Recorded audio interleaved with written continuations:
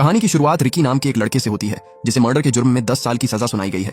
अगर ये कोई आम जेल होती तो शायद उसके लिए ये 10 साल आसानी से कट जाते, लेकिन ये भविष्य की जेल है। सन 2001 के बाद दुनिया भर की सरकारों ने सभी जेलों को प्राइवेट कर दिया था, जिसका मतलब है कि इन 4 दीवारों में वार्डन का अपना ही कानून चलता है। ये पैसों के भूखे लालची लोग इन कैदियों को गुलामों की तरह इस्तेमाल करते हैं, पर इन्हें जरा भी अंदाजा नहीं है कि इनकी जेल में किसने कदम रखा है। कैदियों से भरी एक बस जेल की चेक पॉइंट्स को क्लियर करते हुए मैक्सिमम सिक्योरिटी जोन में आती है। बाकी जेलों की तरह ये भी एक प्राइवेट जेल है। एक एक करके सभी कैदी अपना नाम और अपने गुनाह जेल के अफसरों के सामने कबूल करते हैं, लेकिन तभी उनमें से एक कैदी अपने तेवर दिखाने लगता है। उसका नाम है रिकी, जिसे मर्डर के आरोप में 10 साल की सजा सुनाई गई है। गार्ड्स के ऑर्डर्स को अनदेखा करते हुए वो सीधे मेटल डिटेक्टर से गुजरता है, पर अचानक डिटेक्टर शोर करने लगा। गार्ड्स को लगा रिकी के पास कोई हथियार है, लेकिन एक्सरे से जो सामने आता है वो चौंकाने वाला था। रिकी की छाती में 5 गोलियां फंसी हुई थीं। गार्ड्स ने पूछा, तुमने इन्हें निकलवाया क्यों नहीं? जिस पर रिकी मुस्कुराते हुए जवाब देता है कि उसने इन्हें याद के तौर पर रखा है। जब तक मैं जिंदा हूँ ये मेरे साथ रहेंगी। साफ पता चल रहा था कि रिकी कोई आम इंसान नहीं था। उसके अंदर दर्द सहने की असहनीय शक्ति थी।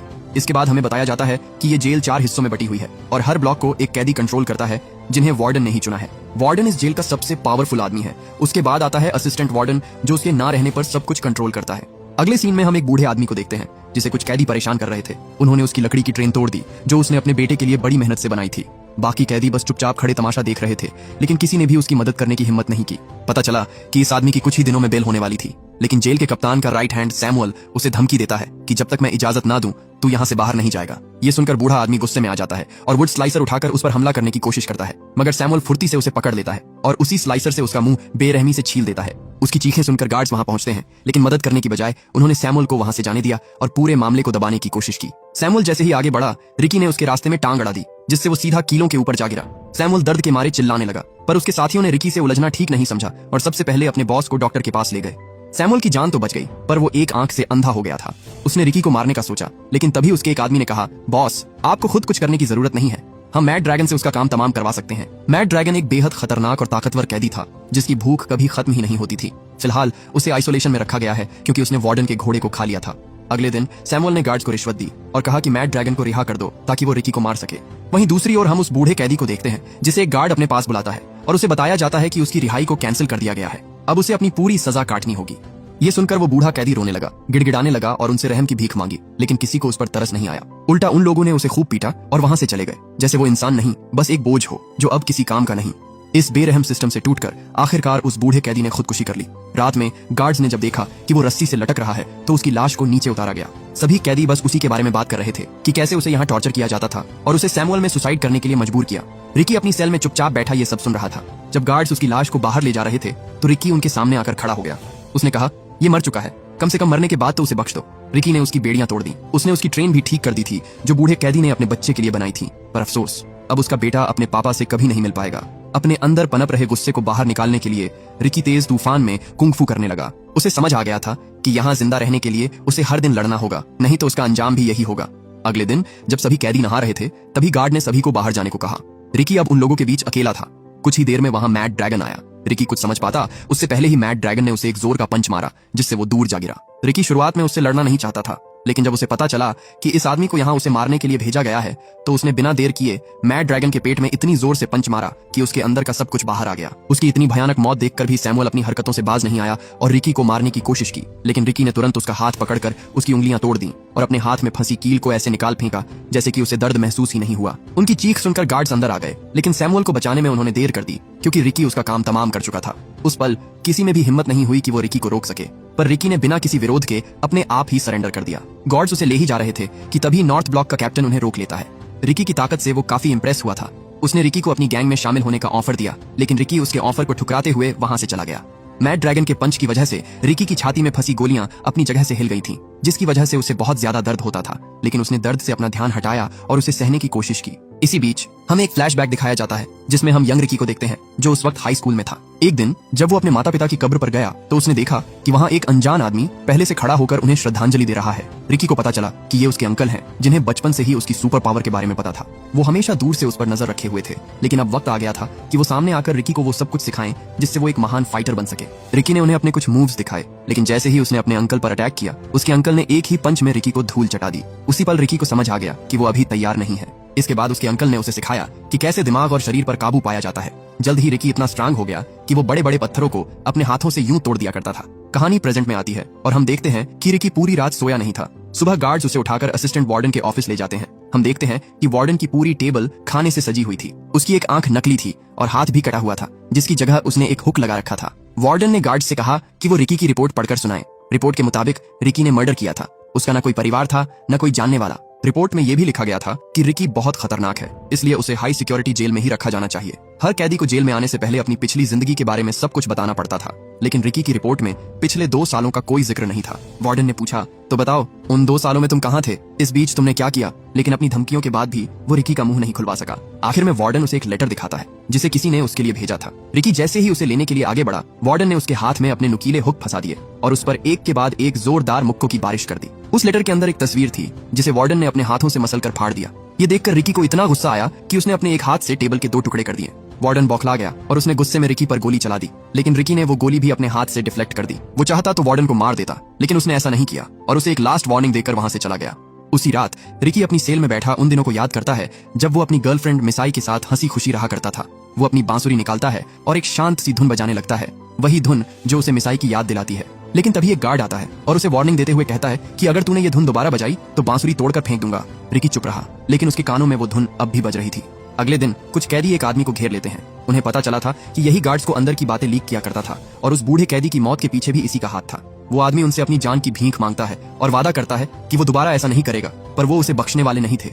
उनमें से एक आदमी लकड़ी काटने वाली आरी से उसके टुकड़े करने वाला था, पर तभी वहां नारुमी आ जाता है और उन्हें रोक लेता है। नारुमी उन्हें रूल्स बताते हुए कहता है कि यहाँ मेरी मर्जी के बगैर कोई किसी को नहीं मार सकता। हाथ में हथियार लिए एंड्रू उसके इस फैसले का पूरी तरह से विरोध करता है। वो कहता है, सैमुअल ने रूल तोड़ा तो तुमने उसे जाने दिया, और अब ये रूल्स तोड़ रहा है तो इसे भी जाने दे रहे हो, फिर इन रूल्स का फायदा क्या? नारुमी को उसके तेवर कुछ पसंद नहीं आए। उसे लगा कि ये उसका अपमान कर रहा है, इसलिए उसने उसी आरी को उसके चेहरे पर दे मारा। साइक्लोप्स दूर खड़ा उन्हें देख रहा था। उसे नारुमी से कुछ जरूरी बात करनी थी, इसलिए वो उसे अपने ऑफिस में बुलाता है और एंड्रू के मुंह में हुक फंसाकर उसे घसीटते हुए अपने साथ ले जाता है। वार्डन कहता है कि रिकी की वजह से बाकियों में बहुत हिम्मत आ गई है। ऐसा ही चलता रहा तो जल्द ही हर सेल में एक रिकी होगा। मैं चाहता हूँ कि तुम उन्हें एक सबक सिखाओ, रिकी को मार दो, बाकी सब अपने आप पीछे हट जाएंगे। इसके बाद नारुमी ग्राउंड में आता है। उसने एंड्रू को एक बड़े से क्रॉस से बांधकर मरने के लिए छोड़ दिया था, ताकि उसकी हालत देखकर कोई भी उसकी तरह बगावत करने की हिम्मत न करे। नारुमी ने रिकी को फाइट के लिए चैलेंज किया। रिकी लड़ने को तैयार था, लेकिन सिर्फ एक शर्त पर कि वो सबसे पहले एंड्रू को छोड़ दे। नारुमी को उसे मारने के ऑर्डर्स मिले थे, न कि सौदेबाजी करने के, इसलिए वो बिना देर किए रिकी पर टूट पड़ा। फाइट शुरू होते ही उसने रिकी की आंख में पिसे हुए कांच के टुकड़े फेंक दिए, जिससे रिकी अंधा हो गया। मौके का फायदा उठाकर नारुमी ने उसकी हाथ की नस भी काट दी। सभी कैदी रिकी के लिए चीयर करने लगे, जिसके बाद रिकी ने पाइपलाइन तोड़कर उसके पानी से अपनी आंखों को साफ किया। अब उसे साफ दिखाई दे रहा था। नारुमी ने जैसे ही उस पर दोबारा जानलेवा हमला करना चाहा, रिकी ने उसके सिर पर इतनी जोर से मारा कि उसकी आंख पॉपकॉर्न की तरह बाहर निकल आई। रिकी ने अपनी कटी हुई नसें खींची और उन्हें आपस में बांधकर अपने हाथ को ठीक कर लिया। नारुमी अब हार मान चुका था। उसने अपने ही पेट में चाकू घोंपकर सुसाइड करने की कोशिश की। रिकी उसे बचाना चाहता था, पर जैसे ही वो उसके पास आया, नारुमी ने फिर से उसे धोखा दिया और अपनी इंटेस्टाइन उसकी गर्दन में लपेटकर उसे मारने की कोशिश की। रिकी ने कहा, अब बस और नहीं, और उसे इतनी जोर से मुक्का मारा कि उसकी खोपड़ी चूर चूर हो गई। इसके बाद रिकी एंड्रू को उस क्रॉस से नीचे उतारता है, लेकिन अफसोस तब तक उसकी मौत हो चुकी थी। सारे कैदी मिलकर वार्डन के खिलाफ प्रोटेस्ट शुरू कर देते हैं। उन्होंने झुंड बनाकर वार्डन को घेर लिया, लेकिन उसे मारने से पहले ही दूसरे ब्लॉक के कैप्टन उन्हें रोक लेते हैं। एक ने एक कैदी का सर फोड़ दिया। ये देखकर डर के मारे सभी रिकी के पीछे छुप गए। वो चाहते थे कि रिकी उनसे फाइट करे, लेकिन रिकी किसी से भी फाइट करने से मना कर देता है। उसे दुख था कि उसकी वजह से पहले ही कई लोग मारे जा चुके थे। अब वो और खून नहीं बहाना चाहता था। उसने एंड्रू की बॉडी को अपने कंधे पर उठाया और उसे लेकर वहां से जाने लगा। साइक्लोप्स ने रिकी से पूछा, क्या तुम नामुरी की जगह नए कप्तान बनना चाहोगे? लेकिन रिकी ने उसे कोई जवाब नहीं दिया, क्योंकि वो वार्डन के इशारों पर चलने वाला कोई पालतू कुत्ता नहीं था। हम वहां नारुमी के गोद लिए हुए बेटे एलन को देखते हैं, जो अपने फादर की मौत से बहुत दुखी था। उसने रिकी को एक पत्ते से धुन बजाते हुए सुना। वो भी वही आवाज निकालने की कोशिश करता है, पर उससे नहीं हो रहा था। तभी रिकी उसके पास आया और उसे सही तरीका बताने लगा। जो कुछ उसके पिता के साथ हुआ उसके लिए रिकी उससे माफी भी मांगता है, लेकिन उसने नोटिस किया कि एलन काफी देर से चुप है। जब उसने गौर से देखा तो पता चला कि उन लोगों ने उसकी जीभ काट दी थी। रिकी को उसके लिए बहुत बुरा लगा। आखिर में रिकी उसे अपनी फ्लूट गिफ्ट कर देता है, जिससे वो बिना जीभ के भी आराम से बजा सकता था। बदले में एलन ने भी उसे कुछ पॉपी लीव्स दिए। रिकी ने पूछा, ये तुम्हें कहाँ मिले? इन्हें उगाना गैर कानूनी है। इसके बाद एलन उसे इस जेल का सारा काला सच बता देता है। दरअसल जेल की 4 दीवारों के पीछे ओपियम की फार्मिंग की जा रही थी, जो एक तरह का ड्रग्स होता है। वोंग चूक दूर खड़ी उनकी बातें सुन रही थी। अब क्योंकि रिकी को सब पता चल गया था, इसलिए वो उनके लिए एक खतरा था। तीनों कैप्टन ने मीटिंग बैठाई और सोचने लगे कि उसका क्या किया जाए। वोंग चूक एलन को बुलाती है और उसे कहती है, रिकी ने ही तुम्हारे पिता को मारा है, अब समय है कि तुम उनकी मौत का बदला लो। आग में घी डालने के लिए उन्होंने उसे नारुमी की लाश दिखाई, जिसकी खाल उतरी हुई थी, और कहा, यह सब रिकी ने किया है। एलन जानता था कि रिकी इतना बेरहम नहीं है, वो ऐसा नहीं कर सकता। जब वो नहीं माना तो वोंग चूक ने गुस्से में आकर उसे ही मौत के घाट उतार दिया और फिर उसकी लाश को किसी कचरे की तरह ग्राउंड में फेंक दिया। उसे देखने के लिए कैदियों की भीड़ इकट्ठा हो गई।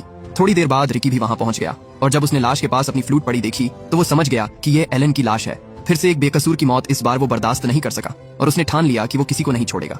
कुछ देर बाद फायर अलार्म की आवाज से पूरे जेल में अफरा तफरी मच जाती है। वोंग चुक देखती है कि रिकी ने पूरे ओपियम फार्म को जलाकर राख कर दिया था। अपनी सालों की मेहनत को इस तरह जलकर राख होता देख वोंग चुक का गुस्सा 7वें आसमान पर था। उसने रिकी के सबसे वीक पॉइंट पर अटैक किया जिसे वो डेड पॉइंट कहती थी। अब रिकी की मौत पक्की थी। वो तड़प रहा था और सभी कैदी उसकी मौत का तमाशा देख रहे थे। वहीं दूसरी ओर साइक्लोप्स को पता चलता है कि कल वार्डन यहाँ आने वाला है। ये खबर उसके लिए बहुत डरावनी थी क्योंकि अगर वार्डन को सच पता चलता तो उसकी शामत आनी तय थी।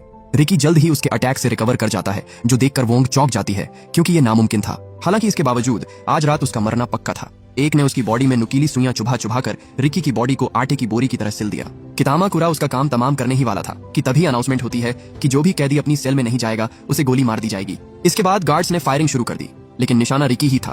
वो किसी तरह जान बचाते हुए एक कमरे में आ पहुंचा पर तभी पूरा कमरा सीमेंट से भरने लगा। रिकी लोहे के गेट को चीरता हुआ बाहर निकल आया और उसने कितामा की भी जान बचा ली। वार्डन उसे फिर से जिंदा पाकर निराश हो गया था। जल्द ही रिकी की बॉडी पर लगा सीमेंट सूख जाता है और वो किसी पत्थर के स्टेचू की तरह धड़ाम से नीचे गिरता है। वार्डन ने कहा, सारे सबूत मिटा दो, कल वार्डन आने वाले हैं, मुझे पहले उनकी खातिरदारी करनी है, इनसे मैं बाद में निपटूंगा। अगले दिन सभी गार्ड वार्डन के स्वागत के लिए लाइन में खड़े थे।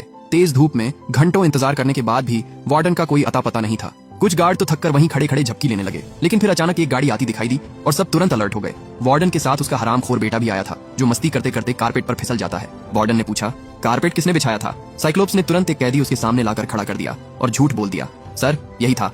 इतना सुनते ही वार्डन ने बिना कुछ सोचे उस कैदी की आंखें फोड़ दी।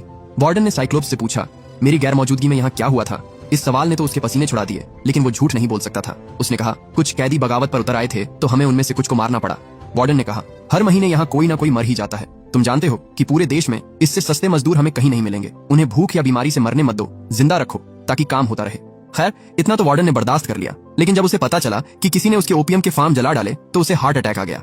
साइक्लोप्स ने फौरन उसे दवा दी जिससे उसकी जान तो बच गई पर गुस्सा, वो तो रिकी को मारकर ही शांत होता।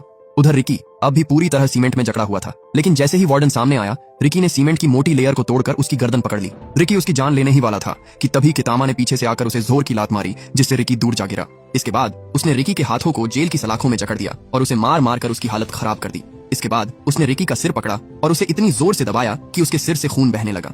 इससे पहले कि वो रिकी के 2 टुकड़े कर देता, रिकी पलटवार करता है और कितामा के जबड़े पर इतनी जोर से मुक्का मारता है कि उसका जबड़ा तरबूज की तरह फट जाता है। कितामा को हारता देख वार्डन ने एक बटन दबाया और जेल की छत धीरे धीरे नीचे आने लगी।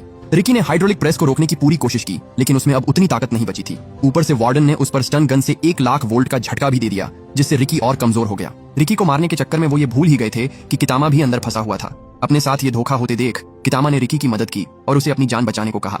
रिकी तो बच गया लेकिन कितामा उस हाइड्रोलिक प्रेस के नीचे दबकर मारा गया। रिकी वार्डन को खत्म करने के लिए आगे बढ़ा ही था कि तभी वार्डन ने एक बटन दबाया और रिकी सीधा एक गहरे गड्ढे में जा गिरा। इसके बाद रिकी को जंजीरों में बांधकर सभी कैदियों के सामने लाया जाता है। वार्डन ने उन्हें आर्डर दिया कि सब बारी बारी रिकी को दफनाना शुरू करें। उनमें से कुछ कैदियों ने रिकी के साथ हो रहे इस अत्याचार का विरोध किया और कहा, हम रिकी को मारने में तुम्हारा साथ नहीं देंगे। वार्डन ऐसे लोगों को गोलियों से भुनवा देता है जिसके बाद बाकी कैदी डर के मारे रिकी को एक एक कर दफनाने लगते हैं। वार्डन ने कहा, हम इसे 7 दिन बाद दोबारा बाहर निकालेंगे और अगर तब तक ये जिंदा बच गया तो रिकी की सारी गलतियां माफ कर दी जाएंगी। लेकिन ये बस दिखावा था क्योंकि वार्डन जानता था कि बिना खाना और पानी के कोई इतने दिन जिंदा नहीं रह सकता। सांस लेने के लिए उन्होंने रिकी के मुंह के पास एक पाइप लगाई और उसे मिट्टी में दफनाकर छोड़ दिया गया।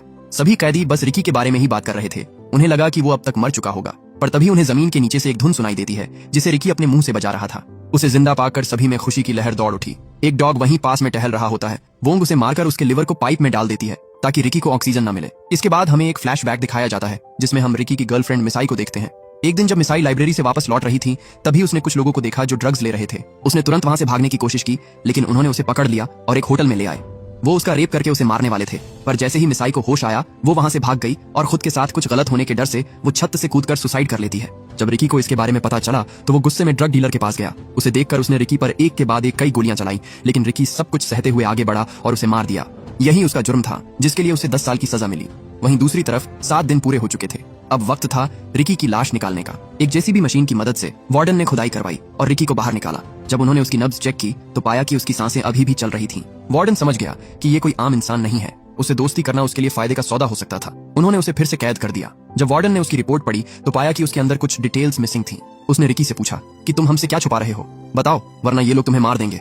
रिकी काफी टॉर्चर के बाद भी उन्हें कुछ नहीं बताता। योमी समझ गई थी कि ये ऐसे अपना मुंह नहीं खोलेगा। उसने कुछ ब्लेड्स पीस कर रिकी के मुंह में डाल दिए और उसे बंद करके उसे एक के बाद एक कई तमाचे जड़े। ब्लेड रिकी के मुंह को चीरते हुए उसे पूरा खून से लालम लाल कर देते हैं, पर फिर भी रिकी आखिर तक टिका रहा। इसके बाद उन्होंने उसे सेल में फेंक दिया। वो भूख और प्यास से तड़प रहा था, लेकिन उसी रात एक कैदी चुपके से उसके लिए खाना लेकर आया। उसे खाकर रिकी को थोड़ी ताकत मिली, लेकिन ऐसा करते हुए जेल के खबरी ने उसे देख लिया था। उसने गार्ड्स को बता दिया। इसके बाद साइबोर्ग उस कैदी के सेल में गया और उसे मारकर घसीटता हुआ रिकी के पास ले आया। कई बार आवाज लगाने पर जब रिकी ने दरवाजा नहीं खोला तो साइबोर्ग गार्ड्स के साथ अंदर आया। जैसे ही रिकी को पता चला कि जिसने रात को उसे खाना दिया था उसे मार दिया गया है, तो रिकी ने साइबोर्ग को बहुत पीटा। साइबोर्ग किसी तरह अपनी जान बचाकर भागा, लेकिन बाकी कैदियों ने उसका पीछा किया और उसे पकड़कर उन लोगों ने उसे बहुत मारा। जल्द ही गार्ड्स और कैदियों में दंगे शुरू हो गए और पूरे जेल में अफरा तफरी मच गई। दूसरी तरफ वार्डन इन सबसे बेखबर जेल का इंस्पेक्शन कर रहा था। इंस्पेक्शन के दौरान उसने एक कैदी को अपने बेटे के बारे में कुछ गलत बोलते हुए सुन लिया, जिसके बाद उसने उसके दोनों हाथ काट दिए ताकि कोई और ऐसी गलती ना दोहराए। तभी वहां रिकी आ जाता है। वार्डन ने उस पर एक खास तरह की गोली चलाई जो शरीर में जाकर अंदर से फट जाती थी। रिकी ने साइबोर्ग को शील्ड की तरह इस्तेमाल किया और वो गोलियां उसके शरीर को चीरते हुए उसके अंदर ही फट गई, जिससे साइबोर्ग के टुकड़े हो गए। जल्द ही उनकी फाइट इंटेंस हो गई। रिकी अकेला उन सभी का सामना करता है। वोंग ने उस पर एक के बाद एक जानलेवा वार किए, पर रिकी उसके पैरों को तोड़ देता है। दूसरा कप्तान उसकी ये हालत देखकर डर गया और भागने की कोशिश की, लेकिन वार्डन ने उसे खुद ऊपर वाले के पास पहुंचा दिया। अब वार्डन और रिकी आमने सामने थे। वार्डन गार्ड्स को उसके बेटे को वहां से दूर ले जाने को कहता है। उसके जाते ही रिकी ने उसे एक ही पंच में दूर फेंक दिया, लेकिन हम देखते हैं कि वार्डन को एक खरोच भी नहीं आई। जल्द ही वार्डन अपना इंसानी रूप छोड़कर एक मॉन्स्टर में ट्रांसफॉर्म हो जाता है। पता चलता है कि उसके पास भी रिकी की तरह सुपर पावर्स थीं, बस उसे उसका इस्तेमाल करने के लिए अपने इस भयानक रूप में आना होता था। रिकी ने उसे एक पंच मारा जो सीधा उसके पेट के पार चला गया, लेकिन वार्डन को कुछ महसूस नहीं हुआ। मार खाकर रिकी की हालत खराब हो गई थी, लेकिन तभी उसे अपने अंकल की कही एक बात याद आई। हर मॉन्स्टर की एक कमजोरी होती है, उसे ढूंढो और वहीं वार करो। रिकी ने देखा कि पास में ही एक मीट ग्राइंडर चल रहा था। उसने वार्डन को उठाया और उसे ग्राइंडर में फेंक दिया। उसके शरीर के टुकड़े हो रहे थे, लेकिन फिर भी वो हार मानने को तैयार नहीं था। उसने रिकी को अपने साथ घसीटने की कोशिश की। देखते ही देखते पूरा कमरा खून से लाल हो गया, पर रिकी पीछे नहीं हटा। उसने अपना पूरा जोर लगाया और वार्डन को अंदर धकेलता गया। आखिर में सिर्फ उसकी मुंडी ही बची, जिसे लेकर वो बाहर चला गया। वहीं दूसरी ओर गार्ड्स और कैदी आपस में लड़ रहे थे। रिकी उनके पास आया और उन्हें बताया कि वार्डन मर चुका है, अब तुम सब आजाद हो। आखिर में रिकी ने जेल की दीवारें तोड़ दी, जिससे सभी कैदियों के लिए बाहर निकलने का रास्ता खुल गया।